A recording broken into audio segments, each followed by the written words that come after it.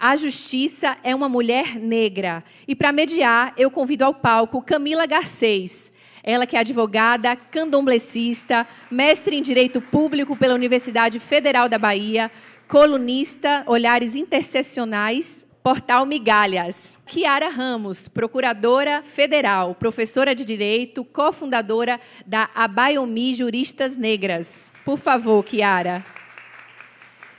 E, para fechar, o Luiz Bastos, advogado e militante do Movimento Negro, coletivo Entidades Negras. Boa tarde a todas as pessoas, a todas, todos e todes. Inicialmente, uma mesa tão ancestral quanto essa, eu tenho que pedir a Goa, a minha ancestralidade, para iniciar.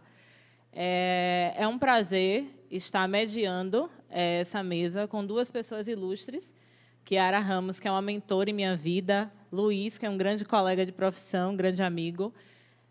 Eu acho que esse tema é muito caro a todos e todes, que sabemos o quanto a justiça... Hoje fomos ensinados que a justiça é uma mulher negra, mas a gente, desde sempre, nos idos da faculdade de Direito, a gente sabe que a justiça ela é cega, né? Para os nossos problemas e as nossas questões.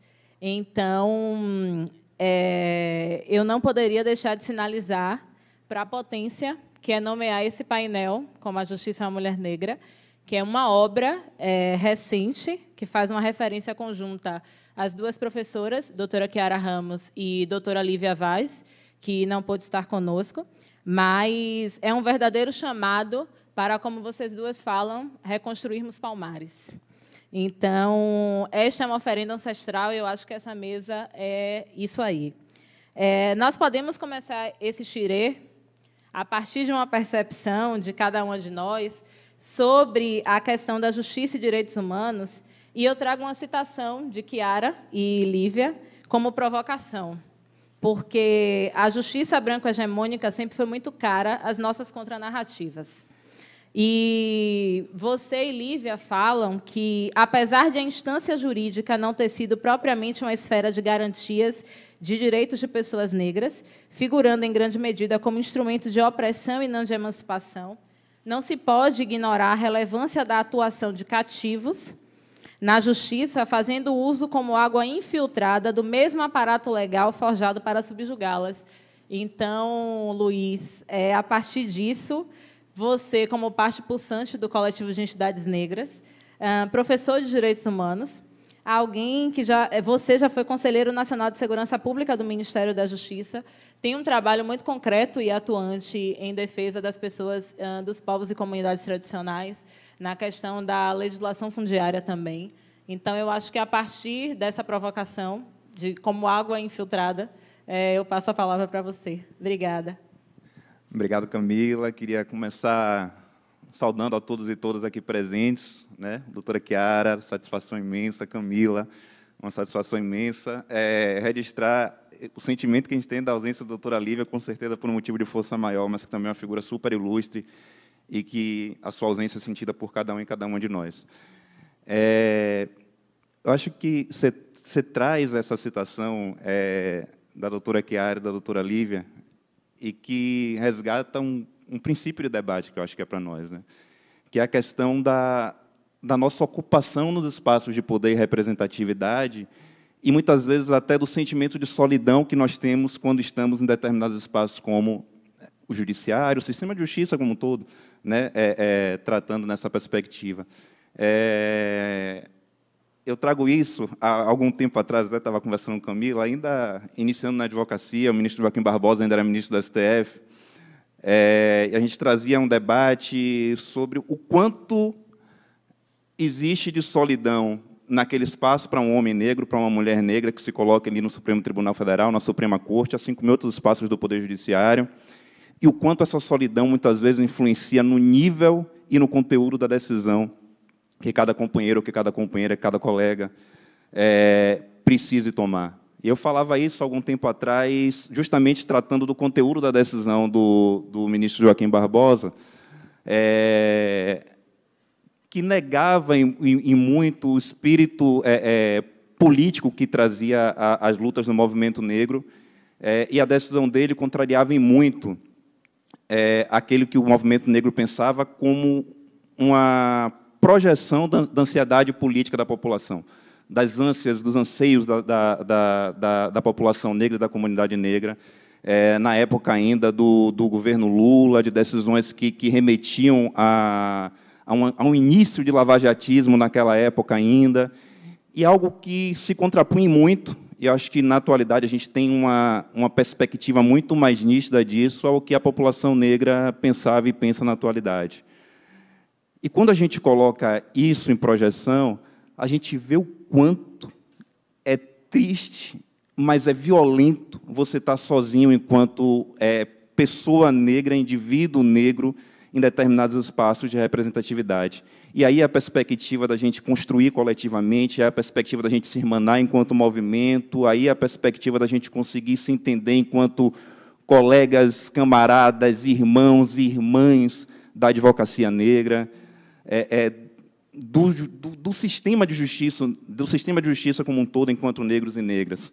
Porque existe, de fato, um esvaziamento das nossas pautas, existe uma cegueira proposital da justiça para com as nossas pautas, para com as nossas demandas, para com os nossos anseios, numa sociedade que é naturalmente estruturada pelo racismo e pelo machismo, enquanto elementos que lhe dão a base. Né? Então, não dá para a gente fugir desses debates quando a gente está pensando como nós vamos fazer justiça no Brasil, em grande parte, em grande dimensão também no mundo. Como é que a justiça, como é que o judiciário vai olhar para negros e negras, como é que essa justiça é feita por negros e negras, quando essa justiça é violada, o porquê que essa justiça é violada e o que é necessário fazer para que ela seja garantida para nós, para nosso povo, para nossa população. E aí a ocupação desses espaços, para mim, é ponto central. Nunca vai existir na história da humanidade não negros, não negras, pensando por homens e mulheres negras. Da mesma forma que nunca vai existir na história da humanidade homens pensando por mulheres. É uma perspectiva que a gente precisa construir para que a gente entenda o motivo real da ocupação dos espaços. São espaços que hoje são tidos como de privilégio, mas são muito mais do que espaços de privilégio, são espaços centrais de poder de decisão, que na sociedade atual ele é visto como um espaço de privilégio pelo conteúdo e pela construção de afastamento e distanciamento da nossa população desses espaços. Nós não tivemos a possibilidade, em regra, de ocupar espaços que sejam espaços de decisão. Nos tribunais, em regra, nós estamos nas portarias. E que não é um demérito estar na portaria. Muito pelo contrário, é um espaço de micropoder, você decide quem entra e quem sai. Mas a gente tem que pensar que a cúpula vai definir quem está na portaria. Nós precisamos estar na cúpula porque nós precisamos ser o eixo do poder. Nós só vamos conseguir fazer transformação real em qualquer espaço de poder que seja, no executivo, no legislativo, no judiciário, quando nós estivermos no eixo do poder. E aí a importância do acesso à universidade, da política de cotas, tão bem debatida também por doutora Lívia, porque perpassa o início de um acesso ao poder numa sociedade meritocrata, a gente tem que pensar essa perspectiva também, e para que a gente consiga, aos poucos, ir tirando as vendas da justiça, para que, de fato, não seja uma justiça cega e com a cegueira seletiva que atinja somente nossa população. Camila. Muito obrigada, Luiz. Você falando me lembrou bastante uma citação do professor Achille Mbembe, quando ele fala que o papel do colonialismo, né, qual é o papel do colonialismo no exercício de um poder à margem da lei e no qual a paz tende a assumir o rosto de uma guerra sem fim, que é o que nós estamos vendo, né, atualmente e vivendo há um tempo. Inclusive, nós temos várias produções, né? A Justiça é uma Mulher Negra é uma delas, que abre várias perspectivas, que a doutora Lívia, atualmente o livro da doutora Lilian sobre a lei de cotas, que também é um grande estímulo para nós, enquanto homens e mulheres negras.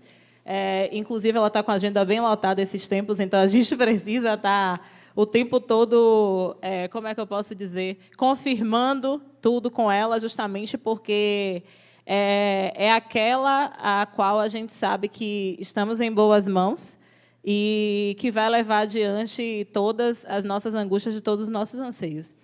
É um trabalho que a gente tem feito, eu acho que é um trabalho de formiguinha, mas é algo que a gente percebe ainda o quanto nos falta no judiciário, que é o nosso ponto de partida do letramento, né? Porque, como você bem disse, não adianta as pessoas quererem falar por nós, porque as nossas dores são sentidas desde a ancestralidade, como vocês falam, do ontem, do hoje e do porvir, né?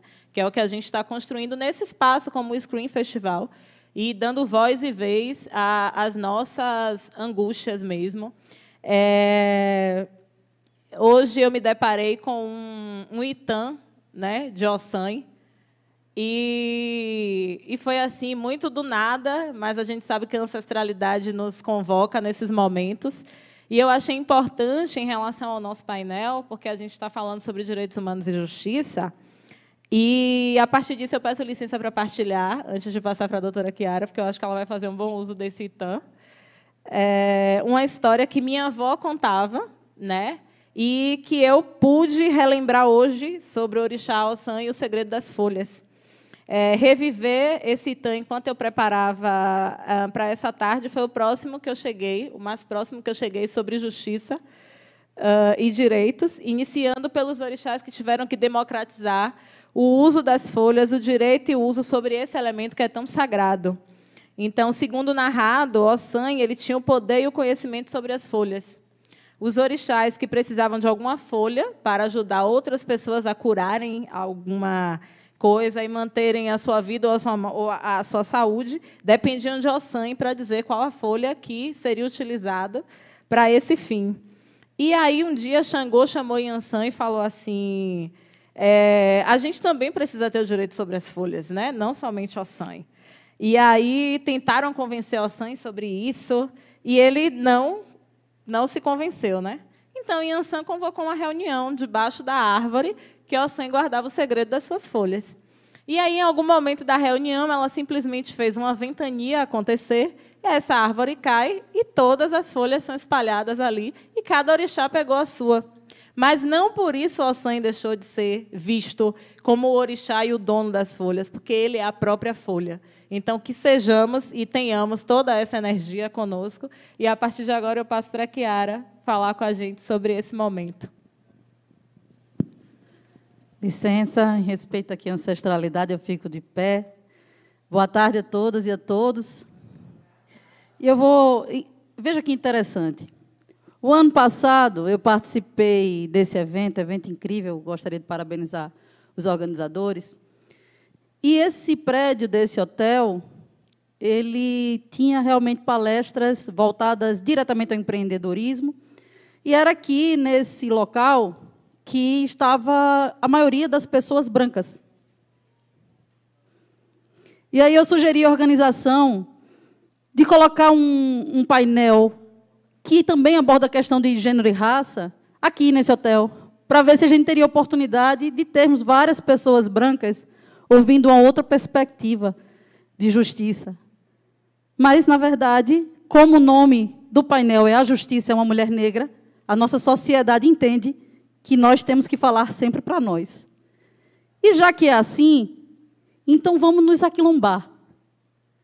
Já que é assim, então vou pedir para você que está sentadinha aí atrás, venha aqui para frente, porque está reservado para vocês. Venham aqui para frente, cheguem aqui perto, sintam a vibração e a energia do que é estar num quilombo, o que é estar ao lado dos seus e das suas, porque é nós por nós. É nós por nós. E movimento, né? É um movimento. Então, eu sei que tem o compromisso da organização do evento, e aqui eu quero agradecer a pessoa do Diego, que me convidou. Sei que tem um compromisso na curadoria do evento de trazer diversidade, mas a nossa sociedade, infelizmente, ainda não está preparada para se colocar no local de ouvir outras perspectivas, outros modelos de mundo e de vida, que colaborem com a construção da nação que nós queremos, o nosso projeto constitucional de nação. Então, eu parabenizo a organização do evento, e eu digo que para aquelas pessoas não negras, não indígenas, que se inscreveram e não estão aqui hoje, eu sinto muito. porque hoje nós vamos poder compartilhar a nossa visão de mundo. E veja, estou aquecida agora que vocês chegaram mais perto de mim. Estou assim com o coração batendo forte. Eu peço licença à ancestralidade para fazer um canto para Xangô. É pra bo, é pra bo, é cangalá. Pra balar silé, oro, oro, é pra bo, é cangalá. É um gingé, é pá, caô, caô, é pá, caô, caô, é pá, caô, caô,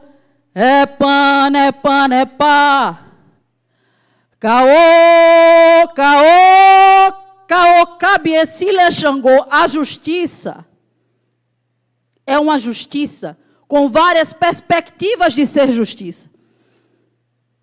A justiça, ela tem que se desencastelar, porque a justiça não pertence ao poder judiciário.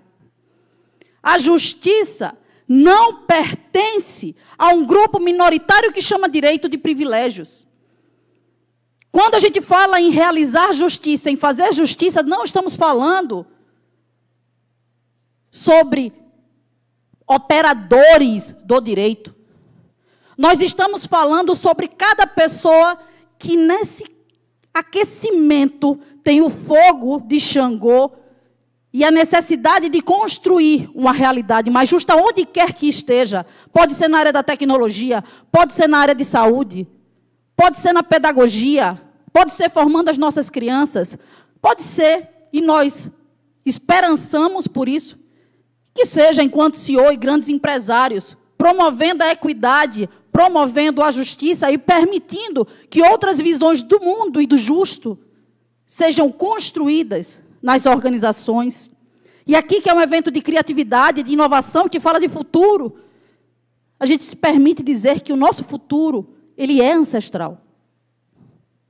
Que o tempo, ele é circular.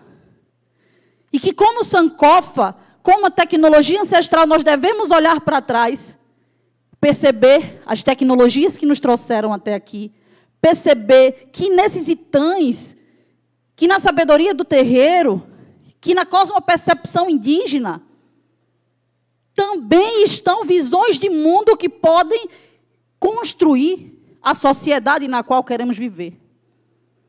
Não é uma questão identitária, é uma questão de ampliação de horizontes de visão. A pluralidade é um valor em si, porque a partir da pluralidade nós conseguimos construir novas percepções do ser. Quanto que a gente aprendeu hoje, quem teve a oportunidade de assistir o painel de ancestralidade, sobretudo com o nosso irmão Ubiraci, que nos traz a cosmopercepção indígena, de circularidade, de construção de novas realidades. Então, gostaria de abrir dizendo isso. Apesar do painel se chamar Justiça é uma Mulher Negra, não pensem que é sobre direito. Não pensem que é sobre juristas formais. Pensem que é sobre nós nos encontrando em cada lugar, no nosso lugar, e entendendo que cada coisa, quando encontra o devido lugar, ganha sentido e potência. Qual é o seu lugar no mundo? Quem é você no mundo? Então, eu estava sentindo hoje uma vibração que dizia assim, hoje vai ser um momento de transformar, e pode ser transformar uma vida. Pode ser transformar e tocar no coração daquela pessoa que está se sentindo sozinha, e que precisava de um quilombo, e que chegou aqui e vai sair aquilombada. Então, a introdução é só para dizer a vocês que a justiça, ela não está resumida e dentro de uma caixa, e que nós vamos aqui compartilhar com vocês um pouco do que faz o nosso movimento, enquanto movimento coletivo, enquanto movimento de emancipação dos nossos povos, na construção e na ideia de construção do país que nós queremos viver. Sejam bem-vindas e bem-vindos.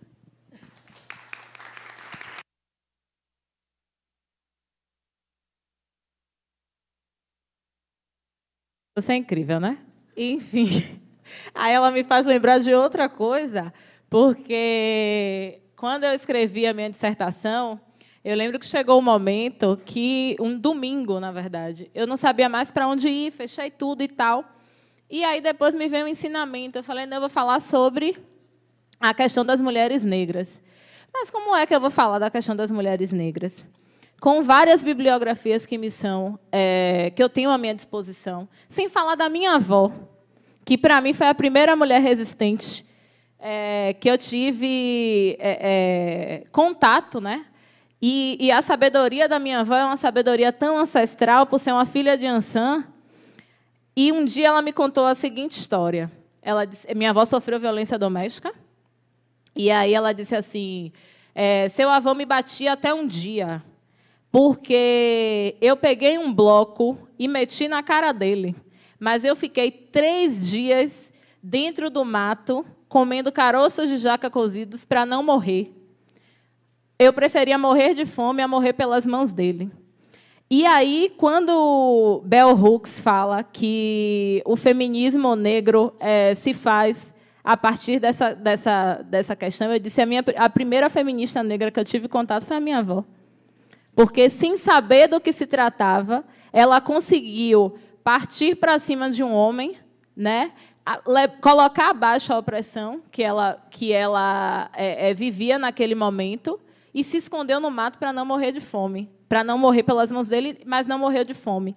Então, isso que você traz é muito interessante, porque, enquanto nascida e criada dentro de um terreiro de candomblé, a gente vive muito a perspectiva da pedagogia de terreiro e a gente acha que isso é um valor menor. Até a gente ter acesso a pessoas tão próximas de nós e que nos mostram, sabe, no mínimo, que você viveu grandes coisas. E que estar em um espaço como esse aqui é muito grandioso, né? Porque nós estamos falando sobre nós, mas pela voz de nossas ancestrais, né? E isso é muito potente. Então, eu volto para Luiz. O que é que você nos diz sobre essas questões todas que foram elencadas aqui até agora?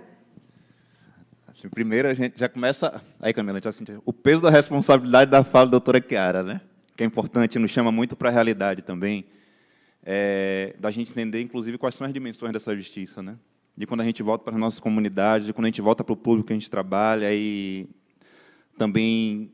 E aí vou falar do lugar também do militante do movimento negro, do militante do coletivo de identidades negras, que atua enquanto advogado popular nas demandas que, às vezes, a nossa comunidade não consegue acessar a justiça, mas que, acima de tudo, atua como companheiro de outras pessoas que vivem numa situação de igual vulnerabilidade e das múltiplas vulnerabilidades que a nossa população vive, né? Então, assim, é um espaço em que a gente precisa construir uma relação muito de solidariedade entre nós. Quando a senhora doutora nota o esvaziamento, doutora Chiara, para nós, pronto, o esvaziamento da sala, é porque a gente sabe o nível de solidariedade que existe para com os nossos debates e para conosco.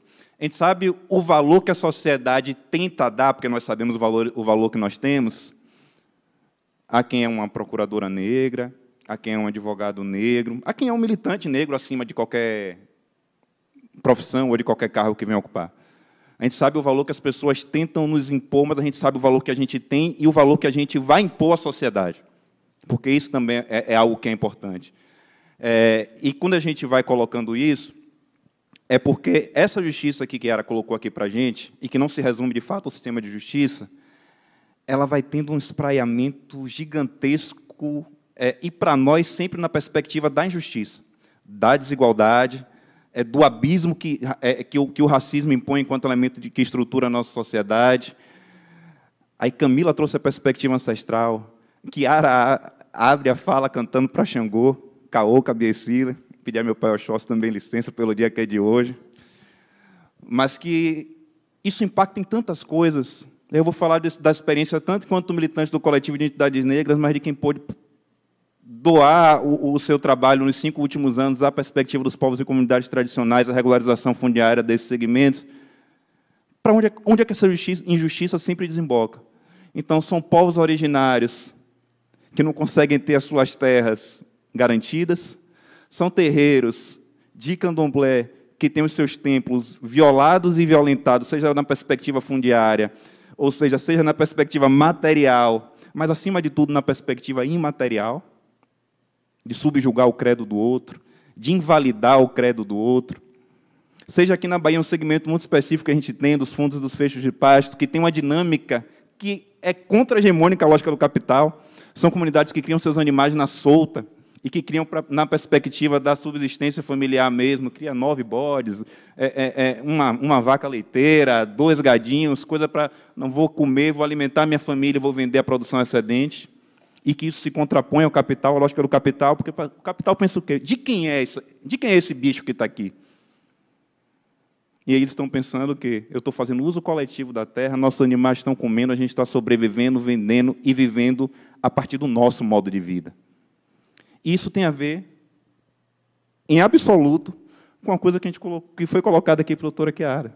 Tem a ver com justiça, tem a ver com preservação ancestral, tem a ver com preservação do modo de vida, tem a ver com entender-se negro, entender-se negra e fazer com que o restante da nossa sociedade consiga ter esse nível de compreensão.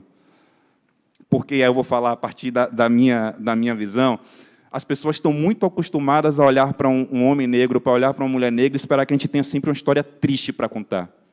Quer falar a partir do local da comoção. Ou coitadinho, ou coitadinha, que bom que esse é um exemplo que deu certo. Nós não estamos aqui para isso. Já deu disso. E eu vou contar todas as vezes dizendo assim, ó, eu não tenho uma história triste para contar. Luiz, por que você fala isso? Porque as pessoas ligam muito, sempre, na maioria das vezes, a história triste não... Pô, é um menino de periferia que subiu na vida economicamente, que ascendeu, e que as pessoas têm isso como exemplo que deu certo. Eu sou um filho da classe média, estudei no colégio particular, tive acesso à boa universidade, consegui ser advogado, mas eu sei o quanto a minha ancestralidade sofreu para que eu não tivesse a história triste para contar. Então, esse é um valor que eu tenho que dar. Mas a minha história triste, muitas vezes, parte de um outro lugar, que é num campo afetivo. Porque você está numa escola da classe média alta de Salvador, onde só tem branco, e você se olhar como único negro, você começa a negar sua própria identidade ainda, jovem, adolescente. Porque é ruim o lugar da solidão. E é esse contraponto que a gente faz da ocupação dos espaços de poder. É esse contraponto, na época que a gente falou no texto do ministro Joaquim Barbosa sozinho no STF, olhar para um lado, olhar para o outro e ver os olhares brancos muitas vezes censurando. E aí não estou aqui fazendo a análise do posicionamento político do ministro, até porque do posicionamento político a gente vai ter concordâncias e discordâncias de várias pessoas, e não é porque é um ministro negro que eu vou cobrar mais dele do que dos outros, não vou colocar esse peso na capa do companheiro, não vou. Antes de tudo, é um irmão negro. Mas esse lugar da solidão é um lugar muito perverso para todos e todas nós. É o lugar que a gente vai ter que, muitas vezes, estufar o peito, respirar mais fundo, olhar para o lado de fora e falar, meus irmãos estão aqui. E eles vão vir junto comigo para dentro desses espaços de poder. E a gente vai falar do espaço de poder em todos os lugares, da disputa do micro ao macro, da disputa da associação de bairro à presidência da República. Nós vamos precisar ter esse senso da disputa desses espaços para que a gente consiga fazer com que a justiça, de forma mais ampla, ela se espalhe na sociedade. O debate agora está no debate da revisão da política de cotas, por exemplo, está uma falta de entendimento, alguns conservadores tentando fazer crer que a ausência da revisão da política da lei de cotas, né, da aplicação da política de cotas, sugere uma revogação da lei, óbvio que de uma forma única, exclusivamente conservadora e equivocada, mas pensem que no Brasil, com 56% de população composta por negros e negras, pensem que numa Bahia, com 86% de negros e negras, quando você vai olhar essa representatividade para dentro do parlamento, ela é ínfima. E quando você vai olhar, pior do que isso, o quanto isso cresceu nessa eleição, que foi um crescimento irrisório, mas teve um crescimento, esse crescimento foi justamente de pessoas que têm uma visão muito mais conservadora e que são usadas pelo racismo, naquela perspectiva do que a gente chamaria de capitão do mato, de capitães do mato, justamente para ir de encontro aos seus, para ir de encontro às suas. Então, eu não tenho dúvida, por exemplo, que se a gente conseguisse fazer essa perspectiva de ocupação do espaço de poder, a lógica da política de cotas da sua revisão seria vista a partir de uma outra ótica. A estética do Congresso Nacional seria outra. A estética do Poder Judiciário seria outra. Mas, Luiz, é a estética? É porque a estética é a representatividade daquilo que se é. É aquilo que você põe para fora, aquilo que pulsa. Quando a gente negava a nossa identidade enquanto filho de classe média numa escola branca, era porque aquela estética que eu poderia ter incomodava os outros. E a estética deles era a estética hegemônica naquele espaço. E não um debate sobre estética pura e simplesmente, é um debate de conteúdo de fundo, de conteúdo da política.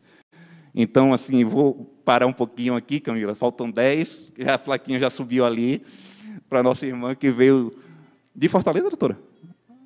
De Pernambuco, perdão, com esse sotaque maravilhoso que eu adoro Pernambuco, para poder contemplar a gente aqui também.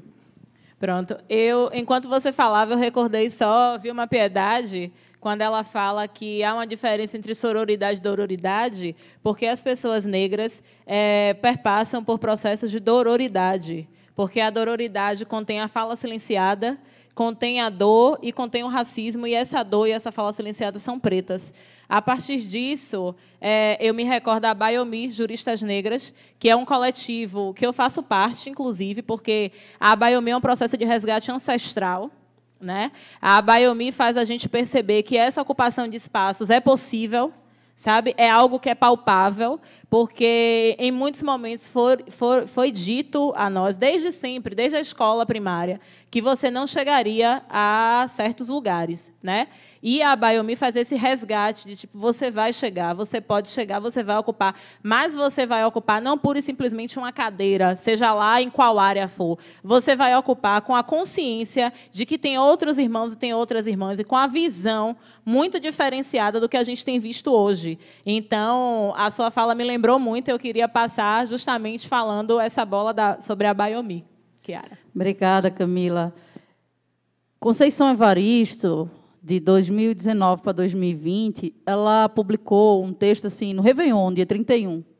É tempo de aquilombar, ela diz. É tempo de aquilombar onde quer que você esteja, onde quer que nós estejamos. E ela termina dizendo, a máxima quilombola persiste afirmando, a liberdade é uma luta constante. Nós não estamos livres. Nós temos diversas prisões. A principal dessas prisões, e aqui eu falo para o quilombo que está aqui presente, está na nossa mente. A metodologia Baiomi, que também é aplicada pelo Selo Juristas Negras, são duas organizações distintas, paralelas, que andam na mesma direção. Se vocês quiserem acompanhar, a Baiomi com Y, a Baiomi Juristas Negras e Selo Juristas Negras, utilizam uma metodologia fundada em 4 pilares.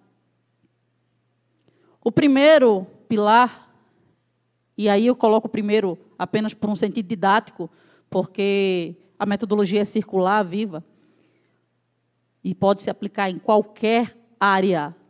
Nós aplicamos isso desde estudo para concurso público, até formação de lideranças negras, até com mulheres encarceradas que estão prontas para próximas à libertação, né, do seu corpo físico, embora suas mentes, como a gente sabe, também.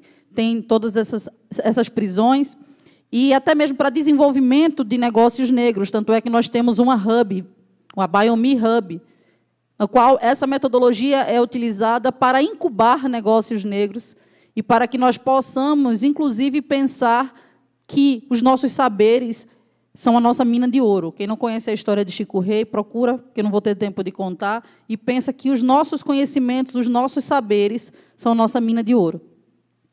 Essa metodologia ela nos entende, enquanto pessoas negras, numa sociedade extremamente segregada racialmente, nos espaços de poder, sobretudo, nos espaços de privilégio, os nossos corpos não estão representados, e muitos dos que estão lá são apenas epidermicamente negros, mas são corpos negros com máscaras brancas, como diz Fanon, e tornar-se negro nesse processo de silenciamento das nossas identidades e de genocídio, como diz Abdias do Nascimento. O genocídio não é só do nosso corpo físico, não é só quando a polícia entra atirando na favela. O genocídio também é das nossas identidades, no processo de branqueamento, de embranquecimento, a qual nós somos submetidos quando vamos acessando espaços que são espaços de ascensão social. E nós precisamos lidar com isso. A Biomi Juristas Negras desenvolveu uma metodologia hoje patenteada e disponível para ser aplicada em grandes corporações, no setor público, no setor privado, na favela, na comunidade e no terreiro. A primeira coisa que a gente faz é um desenvolvimento cognitivo, ou seja, intelectual, a depender da área. Se for para concurso público, nós vamos desenvolver as habilidades para aprovação em concurso público. Se for para a formação de liderança, nós vamos desenvolver as habilidades cognitivas e as competências para formar líderes em qualquer lugar que eles estejam. Se for para empresariar, as habilidades e a cognição necessária para empreender e empresariar dentro da construção do que nós queremos. Então, o pilar intelectual é o conhecimento formal, que muitas vezes é o que eles acham que vai funcionar para a gente. Então, muitas vezes tem empresas e organizações que fazem programas voltados para a população negra, visando inclusão, mas usam uma lógica branca de simplesmente passar o conhecimento. Vamos dar bolsa no cursinho. Não adianta dar bolsa no cursinho, não vai funcionar.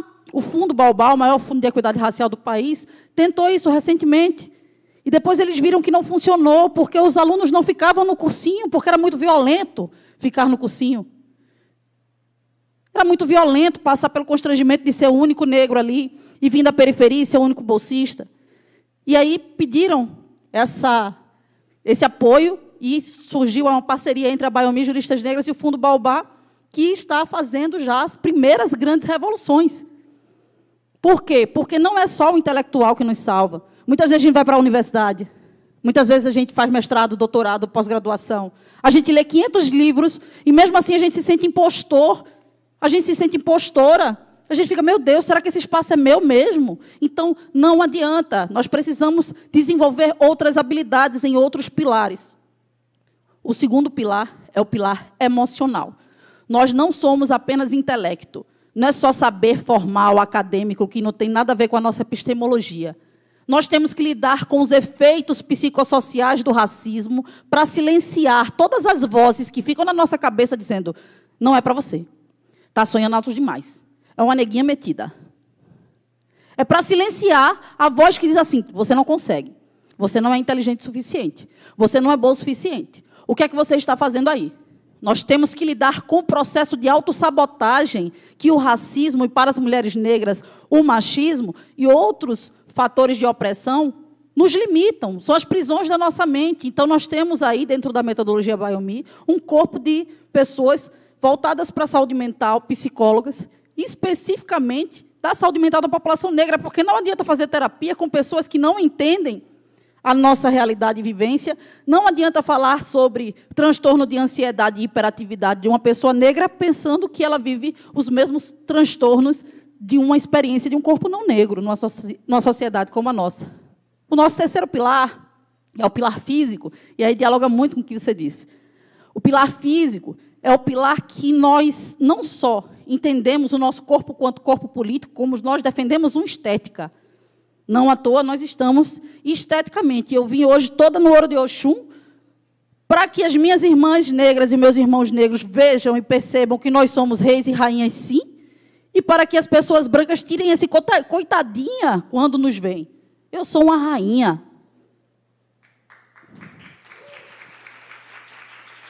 Além disso, a gente tem que falar sobre como a gente nutre o nosso corpo. A gente tem que falar também sobre como se movimenta um corpo negro, e a gente busca isso na ancestralidade, nas danças afros, na capoeira, no movimento de roda, na afro-yoga, em tantos saberes ancestrais para cuidar do nosso templo, do nosso corpo, porque nós não somos só intelecto, também não somos só emoção, existe o nosso corpo físico que precisa ser cuidado. E, por fim, tem o pilar, que é um sustentáculo de todos eles, que é o pilar que a gente chama de espiritual.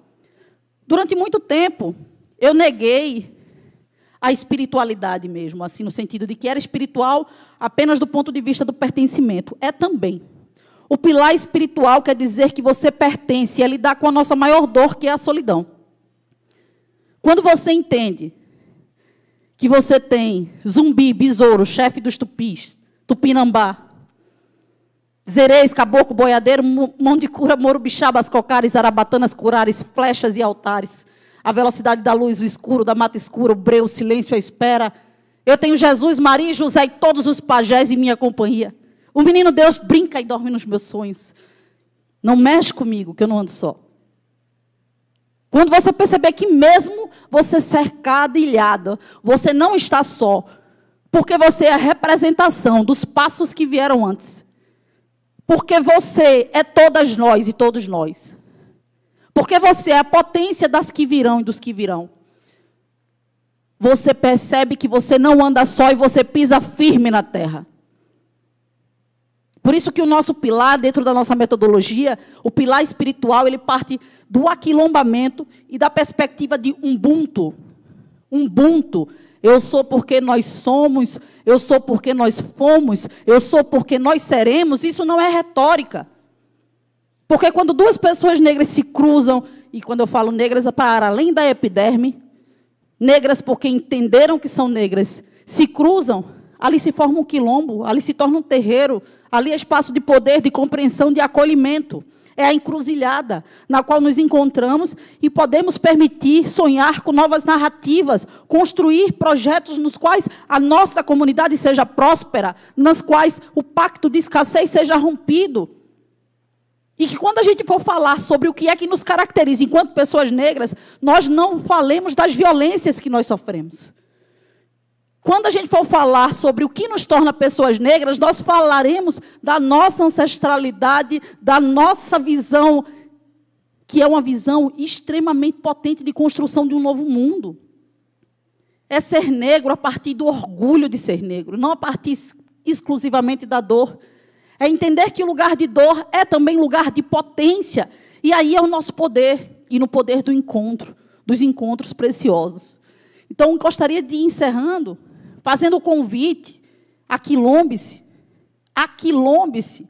E as pessoas não negras que estão aqui presentes, brancos no quilombo são muito bem-vindos. Palmares nos ensina isso, o Catucá nos ensina isso. Quem não conhece o Catucá é o grande quilombo de Malunguinho. E nos ensina isso dizendo que muitas vezes os nossos corpos não entram em determinados espaços. Mas se aquela pessoa branca for quilombola, ela vai ter a responsabilidade com o quilombo e o espaço que ela tiver, ela vai utilizar para reverberar o eco da vida-liberdade, o eco da transformação, o eco da justiça, o eco da igualdade. Então, quando a gente fala sobre não negros e não negras, nós não estamos fazendo uma questão simplesmente de cor. Nós estamos falando de pessoas que romperam com a lógica da branquitude e que se colocam ali como também uma pessoa a lutar por equidade e justiça, e você pode fazer isso onde quer que você esteja, não precisa estar no Poder Judiciário, que, inclusive, é onde menos tem justiça no país. Então, façamos a nossa justiça de mão dadas, aquilombadas, aquilombados, entendendo que nós somos uma, mas não somos sós.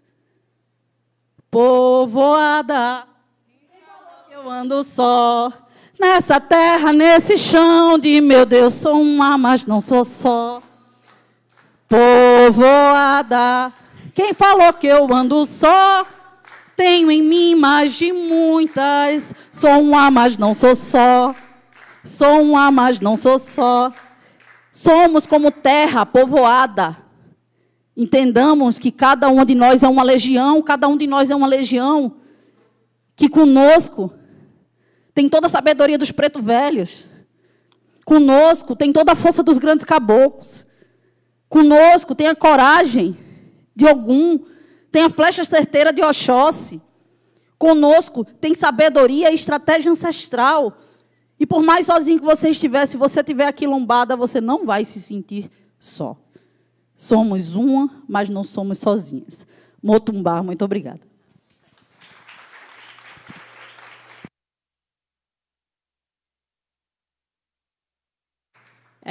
Então, encerramos, né? E eu deixo aqui um ensinamento que lutar não é magia, é habilidade. Mulher rei. Somos todas mulheres reis. E é isso, gente. Encerramos aqui a nossa mesa e agradecemos por vocês estarem aqui conosco. Muito obrigada. E quem quiser continuar com esse diálogo, com essa conversa, procura a gente nas redes sociais, principalmente o Instagram, Selo Juristas Negras, a Biomi Juristas Negras, Camila H6, professora Kiara, Luiz Paulo Bastos, e Então, procura para a gente continuar esse processo de aquilombamento e de transformação, porque estamos esperançando dias melhores.